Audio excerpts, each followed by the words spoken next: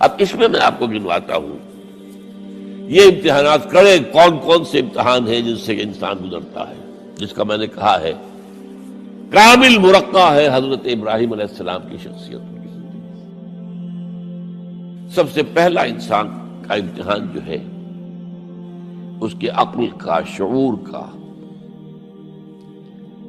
اس کے فہم کا، اس کی فطرت کا،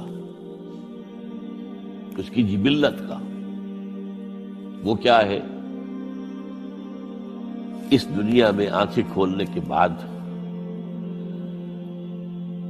اللہ تعالی پر ایمان لاتا ہے یا نہیں؟ اللہ کو پہچانتا ہے کہ نہیں؟ میرا خالق کون؟ میرا مالک کون؟ میرا پیدا کرنے والا کون؟ کون میرا محبوب ہے؟ کون میرا مقصود ہے؟ کون میرا مطلوب ہے؟ کون میرا حاکم ہے؟ کون میرا آقا ہے؟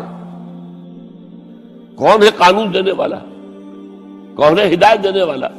یہ پہچان لینا عقل و فطرت کا پہلا امتحان ہے جس سے انسان گزرتا ہے۔ اور ظاہر بات یہ امتحان جتنا کسی ماحول میں گمراہی، شرک، کفر کے تہ بر تہ اندھیرے ہوں گے اتنا ہی امتحان سخت ہوگا۔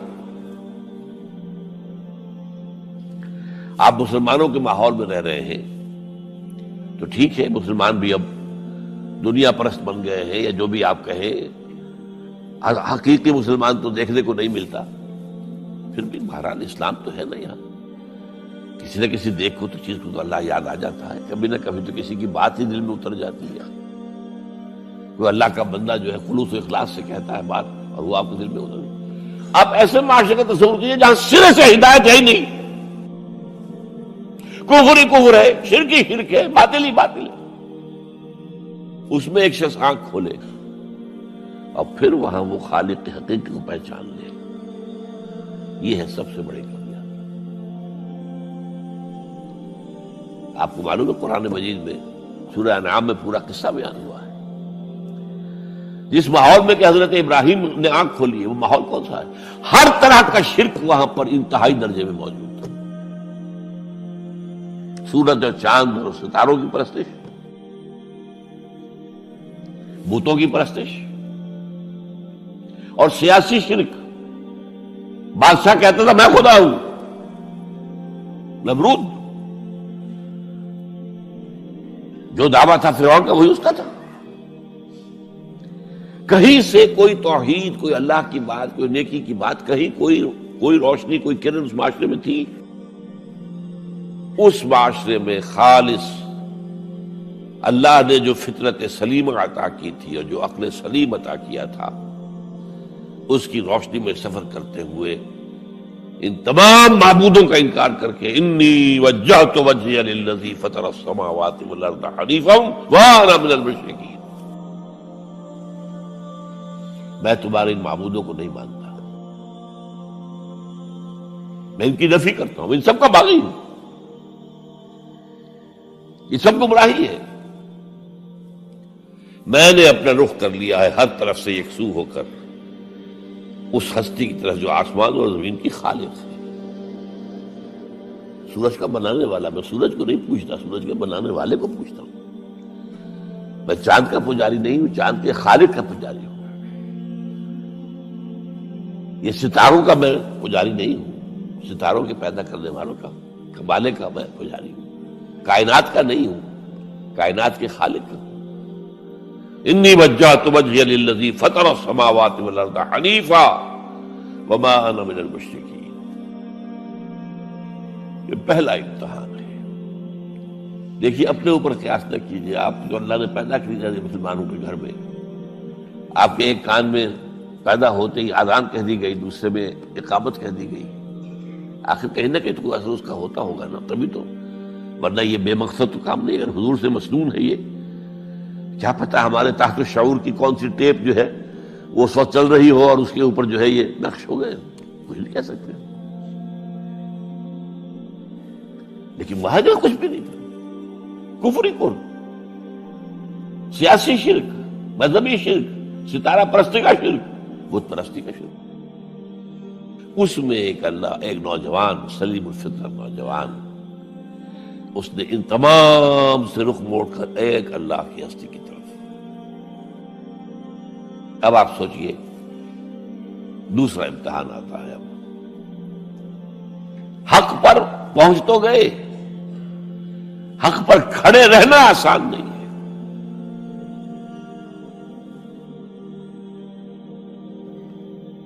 اس کے لیے امتحانات آئیں گے،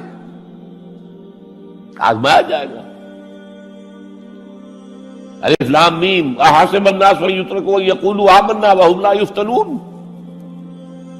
وَلَقَدْ فَتَنَّا الَّذِينَ مِنْ قَبْلِهِمْ فَلَيَعْلَمَنَّ اللَّهُ الَّذِينَ صَدَقُوا وَلَيَعْلَمَنَّ الْكَاذِبِينَ.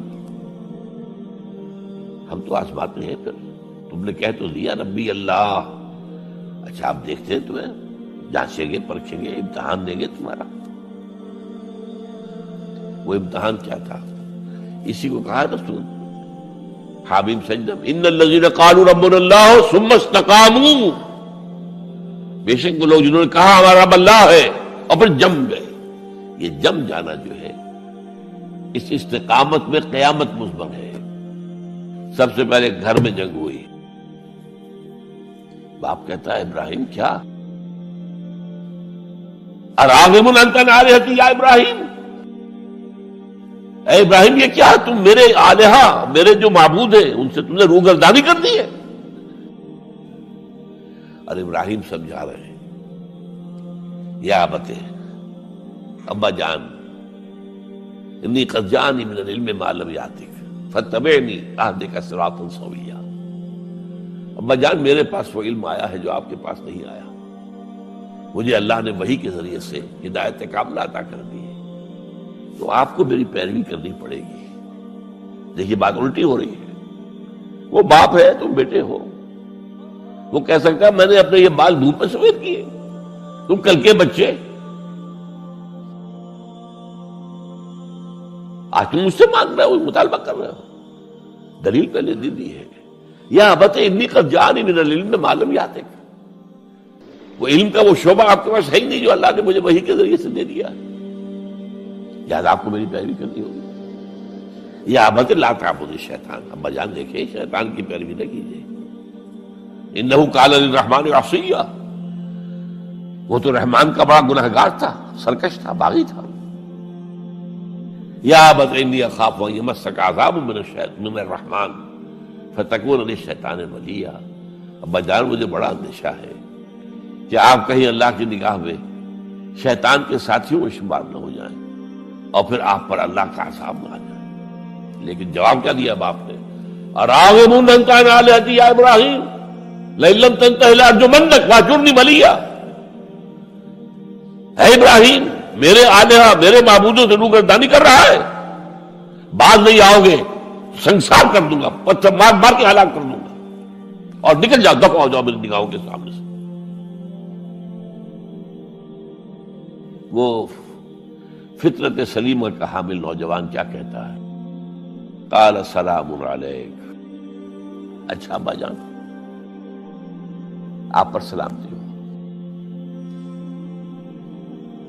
میں قال سلام علیک، میں جاتا ہوں، گھر چھوڑ کے جا رہا ہوں، لیکن میں اپنے رب سے آپ کے لیے دعا کروں گا کہ وہ آپ کو ہدایت دے.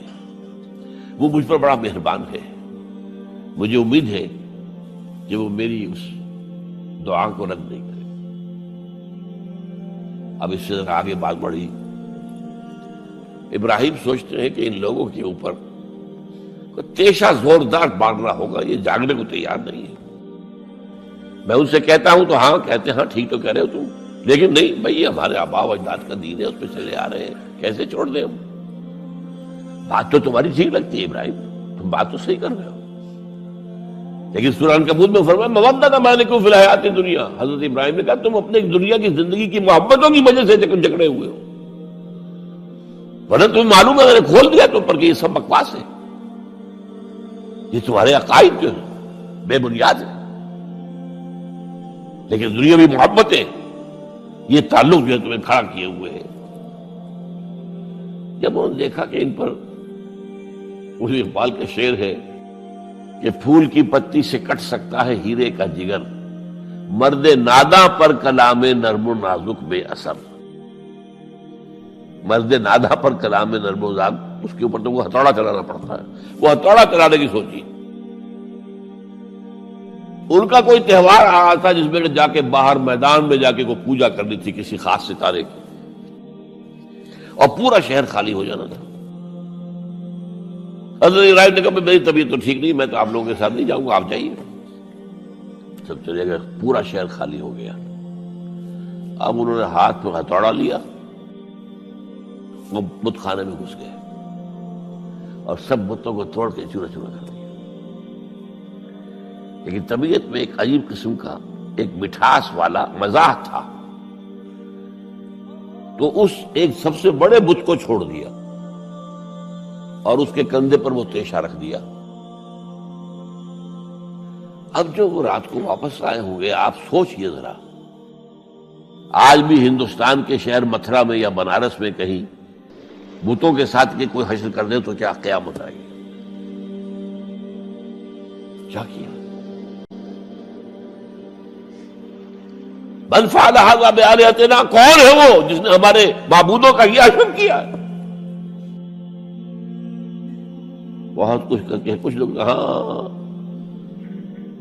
ہم سنتے تھے ایک نوجوان جو ہے وہ کچھ ان کا ذکر کیا کرتا تھا ان بتوں کا کہ ان میں کچھ نہیں ہے، کچھ نہیں ہے، کچھ باغیانہ خیالات کا اظہار کیا کرتا تھا وہ ابراہیم۔ بلاؤ، حاضر کیا، یا ابراہیم انت فعلت ھذا، کیا اب تم نے کیا؟ مجھے کیا پوچھتے، اس بڑے بت سے پوچھو، اس سے پوچھو، بھائی سارے ٹوٹے ہوئے، یہ سالم کھڑا ہے۔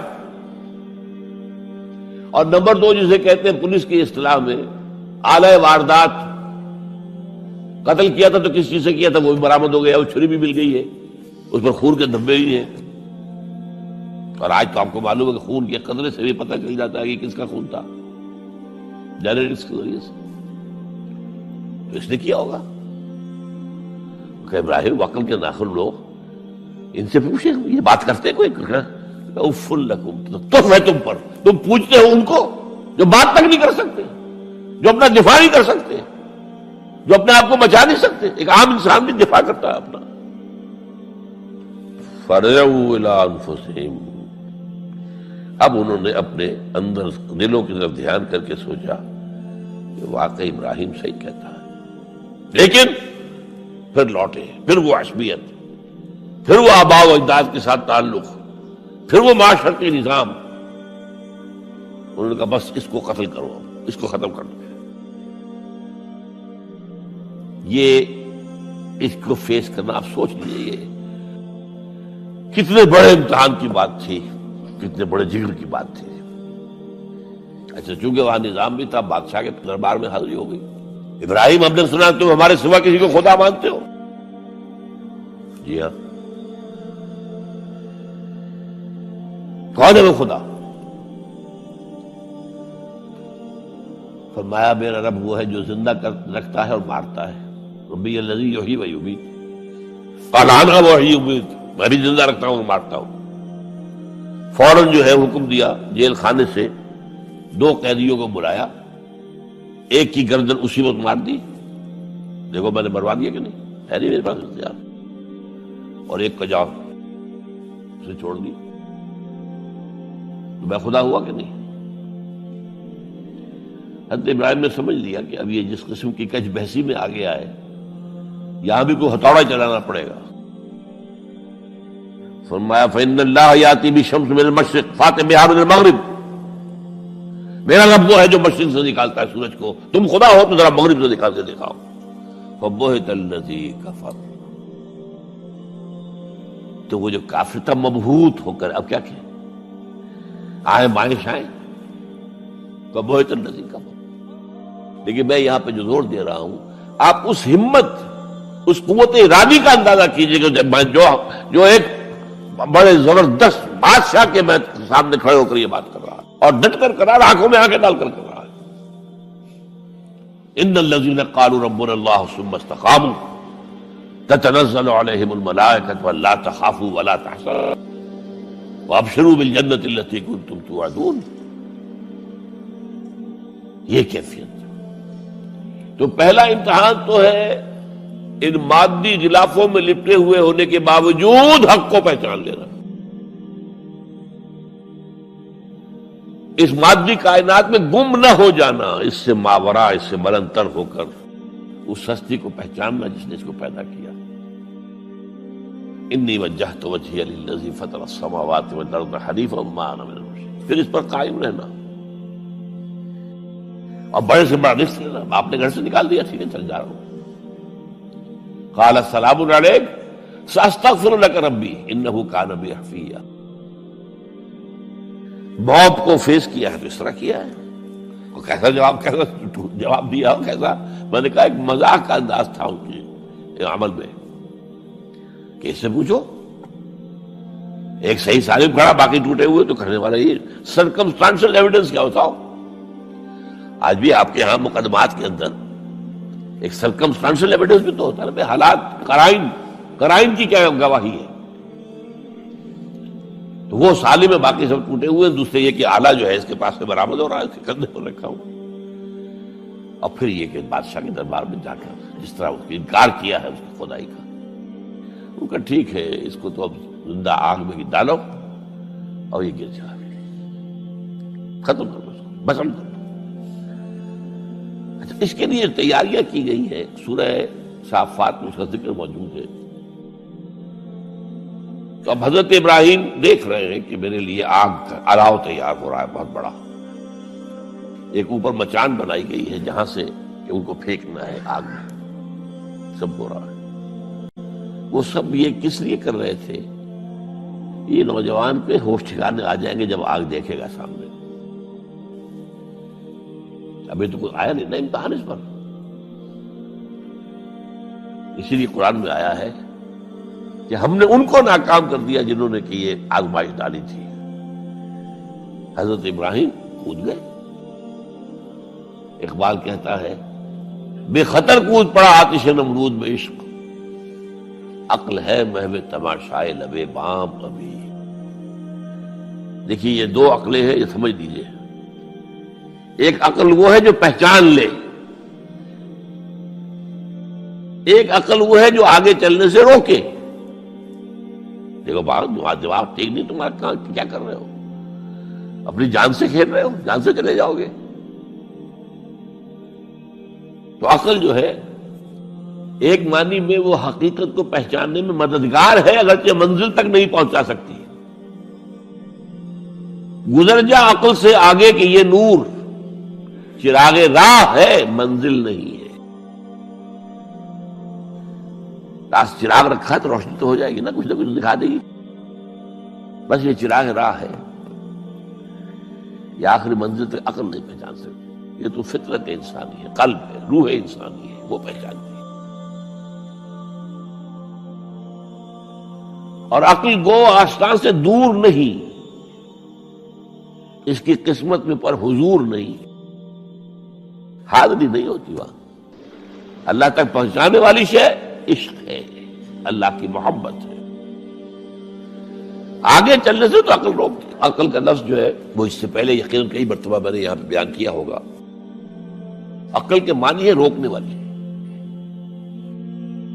یہ جو سعودیز جو ہے وہ اپنے سروں کے اوپر ایک باندھتے ہیں، کوئی سنہرے رنگ کا ہوتا ہے، کچھ ہوتا ہے اس کو رومال کے اوپر، اس کو اقال کہتے ہیں. اقال یہ ان کی پرانی بدویانہ، جب ان کو کھانے پینے کو بھی نہیں ملتا تھا، بھوکے پیاسے ننگے پاؤں ننگے بدن رہتے تھے، اس وقت ایک رواج ہے. ان کی ساری زندگی جو ہے گھومتی تھی اونٹ کے گرد. اونٹی کا گوشت کھا لینا ہے، اونٹی کا دودھ پی لینا ہے، اونٹ کے اوپر سواری کر لینی ہے، اونٹ کی کھال سے جو ہے وہ خیمے بنا لینے ہیں، اونٹ کے بالوں سے اپنے لیے کوئی کمبل بنا. اونٹ ہی اونٹ تھا.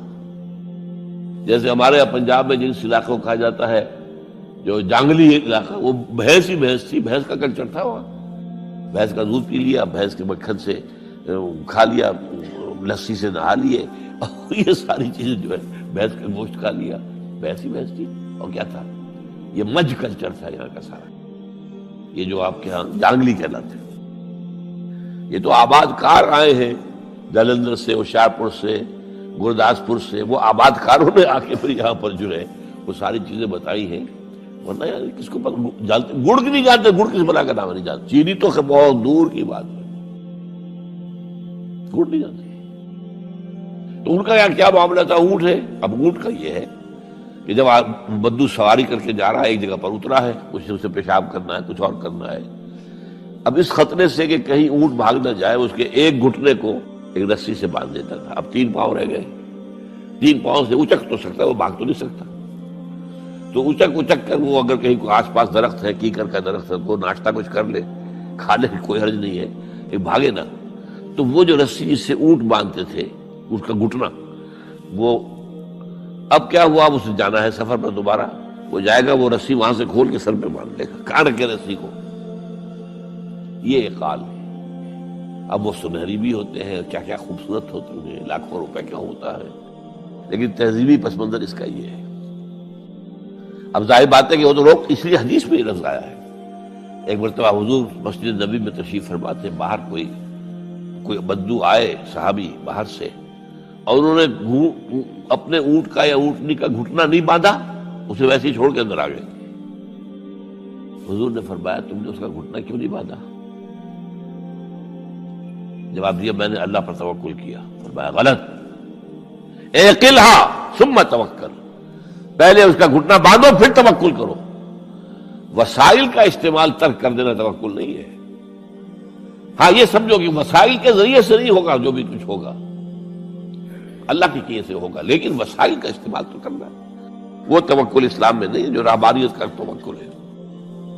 بہرحال تو یہ اب جو ہے عقل جو ہے، اب اس وقت جو کہ بے خطر کود پڑا آتش نمرود میں عشق، عقل ہے محو تماشائے لبے بام، ابھی عقل تو وہیں پر کھڑی ہوئی سوچ رہی ہے کودنا چاہیے کہ نہیں کودنا چاہیے، اور ابراہیم کود بھی چکا۔ لوگ حیران رہ گئے، لیکن اللہ نے اس آگ کو گل و گلزار بنا دیا۔ قلنا یا نار کونی بردن وسلام علی ابراہیم۔ اب آیا چوتھا امتحان کہہ لیجیے اس کو۔ یہ رسولوں کے باب میں اللہ کا قاعدہ ہے، اس قوم کی طرف کسی رسول کو بھیجیں، اگر وہ قتل کرنے پر آمادہ ہو جائے رسول کو، تو پھر وہاں سے ہجرت کی اجازت ہوتی ہے۔ جیسے حضور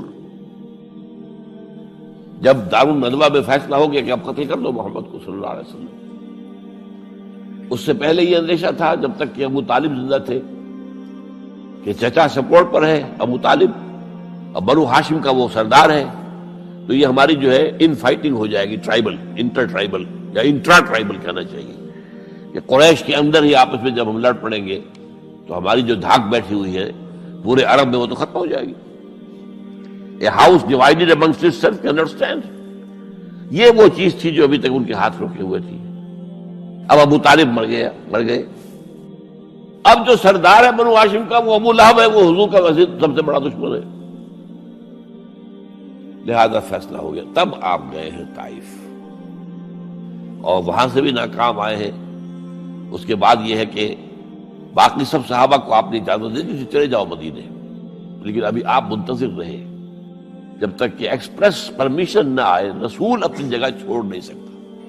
بہرحال یہ ایک الگ معاملہ ہے کہ اس میں تھوڑی سی خطا ہو گئی تھی حضرت یونس علیہ السلام کے ساتھ، کہ وہ اپنی قوم کے اس رویے سے دل برداشتہ ہو کر غصے کے اندر بھرے ہوئے، یہ ماننے والے نہیں، ناہنجار لوگ چھوڑ کر چلے گئے، اگرچہ اللہ کی اجازت ابھی نہیں آئی تھی۔ یہی وجہ ہے اللہ نے انہیں سزا دی، مچھلی کے پیٹ میں رہے، وہاں وہ استغفار کرتے رہے، لا الہ الا انت سبحانک انی کنت من الظالمین۔ پھر اس ویل مچھلی نے اگل دیا ان کو، اور ساحل کے اوپر رہے، اس کا پورا ذکر ہے قرآن مجید میں۔ بہرحال تو یہ اب معاملہ آ گیا وطن کو چھوڑنے کا، لہذا ہجرت کی۔ اب ان قال انی ذاہب الی ربی سیہدین۔ ٹھیک ہے، تم لوگوں کا حال یہ ہے، میں نے تمہیں ہر طرح سمجھایا، نرم بھی سمجھایا، گرم بھی سمجھایا، تمہارے اوپر ہتھوڑے بھی برسائے اور پھول بھی برسائے، تم کسی طرح ماننے والے نہیں ہو۔ اب تم میری جان کے دشمن بن گئے ہو، تو ٹھیک ہے، پھر میں جاتا ہوں۔ انی ذاہب اللہ ربی سیہدین، رب حب لی من الصالحین۔ ایک دعا اور نکل آئی اس وقت سے، اے اللہ مجھے صالح اولاد عطا فرما۔ 80 برس سے تجاوز ہو چکی تھی عمر، اولاد نہیں تھی۔ آپ کے اپنے خاندان سے تھی جو اہلیہ تھی سارہ رضی اللہ تعالی عنہ، بانجھ نہیں ہے، اولاد نہیں ہوئی، اللہ کی مرضی۔ بہرحال حضرت ابراہیم کے ساتھ ہجرت کرنے والوں میں حضرت سارہ بھی تھی آپ کی اہلیہ، حضرت لوط بھی تھے آپ کے بھتیجے، اور حضرت لوط کی اہلیہ بھی تھی۔ یہ اہلیہ جو ہے لوط کی، یہ مومنہ تھی، یہ ساتھ انہوں نے ہجرت کی ہے۔ بعد میں جب انہیں اللہ تعالیٰ کے حکم سے حضرت ابراہیم نے بھیج دیا سدوم اور عامورہ کی بستیوں کی طرف، تو وہاں شاید معلوم ہوتا کوئی اور شادی کی ہے، وہ کافرہ رہی، اور اس نے جو ہے حضرت لوط کے ساتھ جو ہے خیانت کا معاملہ کیا، وہ ایک علیحدہ معاملہ ہے۔ بہرحال اس وقت جو دعا کی رب حب لی من الصالحین، اس کے جواب میں اللہ نے فوراً ہم نے اسے ایک غلام فبشرناہ بغلام حلیم، ہم نے انہیں بشارت دے دی ایک بہت ہی بردبار، حلیم الطبع، متحمل مزاج بیٹے کی۔ یہ اسماعیل کی تعریف ہے، نوٹ کر لیجیے گا۔ دوسرے بیٹے ہوئے حضرت سارہ کے بعد میں، ان کو کہا گیا ہے غلام علیم، عالم۔ حضرت اسماعیل کے لیے کہا گیا ہے غلام حلیم، بہت بڑے حلیم، متحمل مزاج، بہت بادشاہ۔ اس کا بھی تھوڑی سی داستان بیان کر دوں۔ حضرت سارہ کہاں کہ یہاں اولاد نہیں تھی، حضرت ابراہیم ہجرت کر کے آئے تھے، کہاں سے پیدا کہاں ہوتے؟ شہر ار، یہ جو عراق کا اس وقت کا سب سے بڑا شہر تھا، صدر مقام تھا، وہاں پیدا ہوئے تھے۔ وہاں سے ہجرت کر کے کہاں آئے؟ شام میں علاقہ، خاص طور پر فلسطین کا جو ہے کنعان، یہاں آ کر آپ نے ڈیرا اپنا جما لیا۔ اور اس کے قریب میں ہی 2 بستیاں تھیں جہاں پر کہ وہ سوڈومی والا معاملہ جو ہے آپ کو معلوم ہے، بدترین جو ہے گندگی تھی ان کے اندر، جہاں حضرت لوط علیہ السلام کو بھیجا۔ پھر انہوں نے ایک سفر کیا مصر کا، اس کی وجہ بھی سمجھ لیجئے۔ مصر میں اس وقت جو خاندان حکمران تھا وہ عرب تھا اصلا، وہ مصری نہیں تھے، وہ فرائضہ نہیں تھے، وہ مصر کے تھے، عرب سے آ کر لوگوں نے قبضہ کیا تھا۔ تو حضرت ابراہیم وہاں گئے، وہاں ان کی بڑی پذیرائی ہوئی۔ ایک حادثہ سا بھی ہوا کہ یہ اندیشہ تھا کہ کہیں حضرت سارہ بہت خوبصورت تھی، تو کوئی بادشاہ جو ہے، وہ بادشاہوں کے اپنے انداز ہوتے ہیں، تو کوئی جو ہے کوئی غلط حرکت نہ کرے۔ تو کہا کہ سارہ سے کہا کہ میں جب یہ مجھ سے پوچھے گا یہ کون ہے تو میں کہہ دوں گا میری بہن ہے، نہیں میں کہوں گا بیوی تو پھر تو وہ کہے گا ٹھیک ہے پھر یہ اب میں لیتا ہوں اس کو، بہن ہے۔ بہرحال اس میں جو بھی ہوا، اللہ تعالیٰ نے حضرت سارہ کی عزت بھی بچائی۔ وہ معجزہ دیکھا حضرت ابراہیم کی طرف سے جو اللہ نے پیش کیا، جیسے حضرت سارہ کو مصر کے بادشاہ کی اس غلط نیت سے بچائے رکھا۔ پھر اس شخص نے جو ہے اپنی بیٹی ہاجرہ یہ خدمت میں پیش کی۔ یہ ہاجرہ کنیز نہیں تھی، یہ اصل میں یہودیوں نے مشہور کر دیا ہے۔ یہودی کہتے ہیں کہ اصل بیوی تو تھی حضرت سارہ، اور سارہ کے ہاں اولاد بعد میں ہوئی ہے، وہ ہے اسحاق کے بیٹے ہیں یعقوب کی اولاد ہم ہیں، تو اصل تو ابراہیم کی اولاد ہم ہیں۔ ہاجرہ جو ہے تو کنیز تھی، لوڈی تھی، لہذا اس کی وہ عزت ہی نہیں، اسماعیل تو وہ عزت ہی نہیں، اسماعیل کا وہ مقام ہی نہیں۔ یہ یہودیوں کا قول ہے، لیکن وہ اصل میں کنیز نہیں تھی، وہ بیٹی تھی، شہزادی تھی۔ بلکہ تاریخ نے اپنے آپ کو پھر دہرایا ہے کئی ہزار سال بعد۔ حضور نے صلح حدیبیہ کے بعد جب خطوط لکھے ہیں دعوتی بادشاہوں کے نام، شہنشاہ ایران، شہنشاہ روم، مقوقس مصر، نجاشی حبشہ، خطوط لکھے، تو مقوقس جو ایک طرح کا بادشاہ تھا، پیٹریارک تھا، جو الیگزینڈریا کا، اس نے اکرام کیا حضور کے جو سفیر تھا، ان کا بڑی عزت کی، احترام کیا، اور پھر حضور کی خدمت میں 2 جو ہے خواتین کو بھی بھیجا، اب اس زمانے میں یہی رواج دنیا کے اندر چلتے تھے. اور یہ گھوڑا بھیجا دلدل، وہ جو حضور صلی اللہ علیہ وسلم کا بہترین گھوڑا تھا. تو انہی میں سے ایک کنیز جو ہے ان سے حضور نے نکاح کیا، ماریہ قبطیہ. اور ماریہ قبطیہ سے اللہ نے اولاد دی حضور کو عمر کے آخری درجے میں. حضرت ابراہیم نام رکھا ان کا. روڈ کی سائیکل مکمل ہو رہا ہے. ابراہیم گئے تھے مصر، وہاں سے ہاجرہ آئی اور اس سے اسماعیل ہوئے، اسماعیل سے یہ ساری نسل چلی، محمد پیدا ہوئے. محمد کے نکاح میں پھر مصر سے آئی ہوئی ایک خاتون آئی ہے ماریہ قبطیہ، ان سے جو پیدا ہوئے ان کا نام ابراہیم رکھا. تو یہ گویا کہ یہ ایک عجیب سائیکل ہے. بہرحال لیکن جب حضرت سارہ نے دیکھا کہ میرے ہاں تو اولاد نہیں ہو رہی، تو حضرت ابراہیم سے کہا کہ میں آپ ہاجرہ کے ساتھ آپ جو ہے زر و شوکت معاملہ قائم کر لیجئے، تو اللہ آپ کو ان کے ذریعے سے اولاد دے دے. مجھے تو امید نہیں ہے کہ میرے ہاں اولاد ہو. تو اس پر حضرت ابراہیم نے ان کے ساتھ وہ رشتہ قائم کیا اور اللہ نے اسماعیل جیسا بیٹا دے دیا. اب اللہ تعالیٰ نے حکم دیا ہاجرہ اور اپنے اس بیٹے کو لے جاؤ اور جاؤ وہاں بواد غیر ذی زرع، جاؤ وہاں حجاز کی اس وادی کے اندر، وادی غیر ذی زرع، وہاں ان کو چھوڑ دو. اب یہ امتحان دیکھیے، توکل کا امتحان. حضرت ابراہیم لے آئے، کوئی متنفس نہیں، کوئی گھاس تک پیدا نہیں ہو رہی. کوئی درخت کا ہونا تو اور بڑی بات ہے کہ کوئی کھجور کا درخت ہو یا کوئی اور درخت ہو. پانی نہیں، پانی کا ایک مشکیزہ تھا ابراہیم کے پاس، وہ چھوڑ دیا. کچھ کھجوریں تھی وہ دے دی اور چلے. حاجرہ پوچھتی ہمیں کس کے پاس سارے چھوڑ کے جا رہے ہیں؟ کہنے لگے اللہ کے. یہ ہے توکل، اللہ کا حکم ہے. دعائیں مانگ مانگ کر رب ہب لی من الصالحین فبشرناہ بغلام حلیم.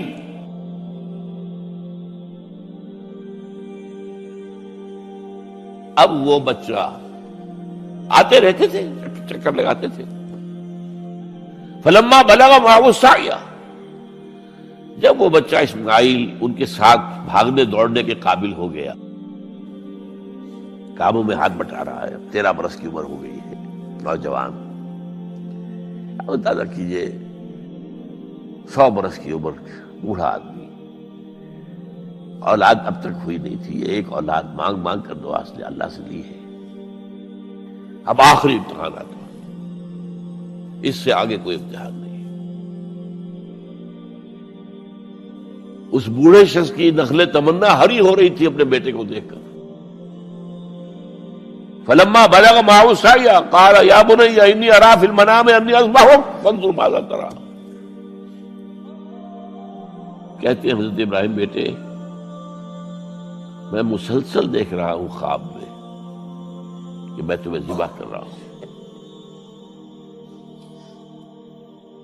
تو دیکھو غور کرو تمہاری رائے کیا ہے. نبی کا خواب بھی وہی ہوتا ہے، اس میں کوئی شیطنت جو ہے، کوئی شیاطین جن و انس کی کوئی مداخلت نہیں ہو سکتی. پھر یہ کہ پے بپے 3 دن یا بنی انی اری فی المنام انی اذبحک فانظر ماذا تری. اب جواب سنیے وہ حلیم. یا ابت افعل ما تؤمر ستجدنی انشاءاللہ من الصابرین. ابا جان کر گزریے جو آپ کو حکم ہو رہا ہے. تومر ابرتا نہیں، تومر حکم ہو رہا ہے. جب 3 دفعہ آپ کو یہ حکم ہو گیا اللہ کی طرف سے تو پھر دیر کاہے پہ. یا ابت افعل ما تؤمر ستجدنی انشاءاللہ من الصابرین. آپ مجھے انشاءاللہ صابر پائیں گے. یہ وہ صابر اور حلیم ہونے کی شان ہے، جان دینے کے لیے تیار. اب یہاں بھی دیکھیے کہ یہودیوں نے اتنی تحریفیں کی ہیں. وہ ذبیح اللہ حضرت اسحاق کو کہتے ہیں. یہ بعد میں حضرت اسحاق پیدا ہوئے، 13 سال بعد، 100 برس کی عمر تھی حضرت ابراہیم کی. تب اب وہ کہتے ہیں کہ ذبیح اللہ جو ہے وہ اسحاق ہے. اسماعیل تھے۔ مروا پہاڑی، جو مروا اور یہ موریا، وہاں پر بھی انہوں نے ایک پہاڑی کا نام رکھ دیا مروا۔ وہ کہتے ہیں یہاں پر اسحاق کو ابراہیم نے ذبح کرنے کی کوشش کی، سب بکواس۔ ایک بڑی عمدہ کتاب مولانا فراہی رحمۃ اللہ علیہ کی تھی، عربی، پھر اس کا ترجمہ ہوا، الرأی الصحیح فی من هو الذبیح۔ عربی میں کتاب تھی کہ ذبیح کون تھا، اسماعیل یا اسحاق، اس کے بارے میں صحیح رائے کیا ہے، یہ اس کتاب کا موضوع ہے۔ تو انہوں نے تورات کے حوالے سے ثابت کیا ہے۔ اصل میں ہوتا کیا ہے، چور لاکھ چیزیں چھپا بھی جائے اپنی تو کہیں نہ کہیں کلو چھوڑ جاتا ہے۔ آخر تفتیش ہوتی ہے، پولیس والے بھی جانتے ہیں کہیں نہ کہیں سے کوئی نہ کوئی کلو جو ہے، اب ساری چیزوں کو سمیٹنا مشکل ہوتا ہے اس کے لیے، تو اس کے اندر وہاں کلو موجود ہے، اسحاق اس کے اندر تورات کے اندر جس سے ثابت ہوتا ہے، انہوں نے ثابت کیا۔ الرأی الصحیح فی من هو الذبیح، اس کا میں نے ترجمہ شائع کیا تھا جب میں نے ابتدا کی ہے لاہور میں آ کر اپنے کام کی 1965 میں، تو دارالاشاعت الاسلامیہ میں نے قائم کیا تھا اپنا ایک دارالاشاعت پبلشنگ ہاؤس، اس سے وہ کتاب شائع کی تھی۔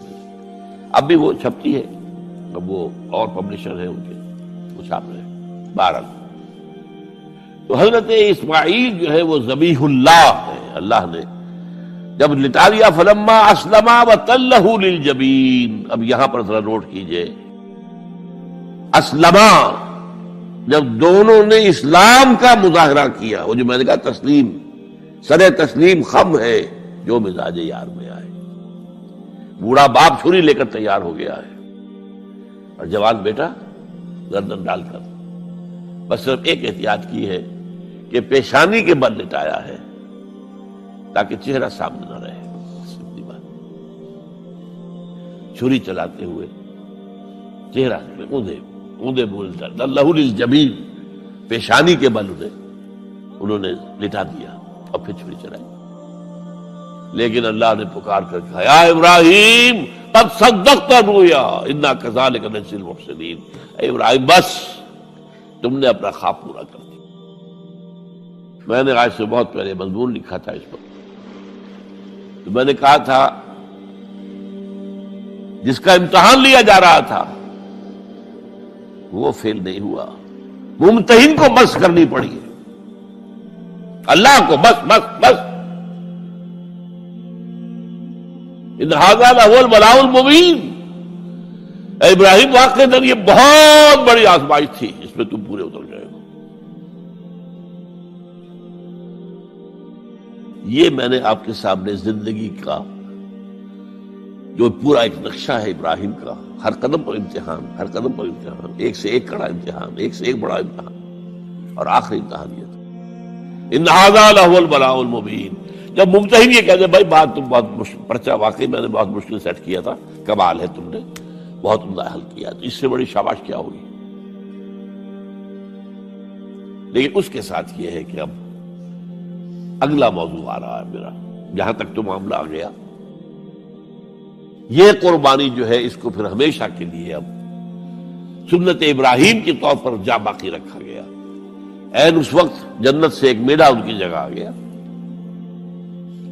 حضرت اسماعیل کو کوئی قدر نہیں پہنچی، کچھ بھی نہیں، میڑا ذبح ہو گیا۔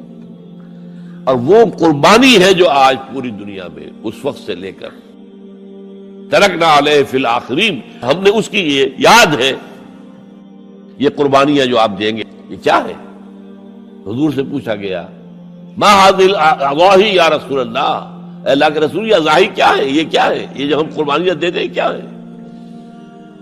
قال سنت ابیکم ابراہیم، یہ تمہارے باپ ابراہیم کی سنت ہے۔ اس کو زندہ رکھا ہے اللہ نے، ان کے اس امتحان کی کامیابی کو، اس کا جشن منایا جا رہا ہے ہر سال، لاکھوں کا کروڑوں جانور جو ہے اللہ کے نام پر ذبح ہو رہے ہیں۔ یہ وہ اسماعیل کی قربانی کا جو ہے یہ جشن ہے جو منایا جا رہا ہے۔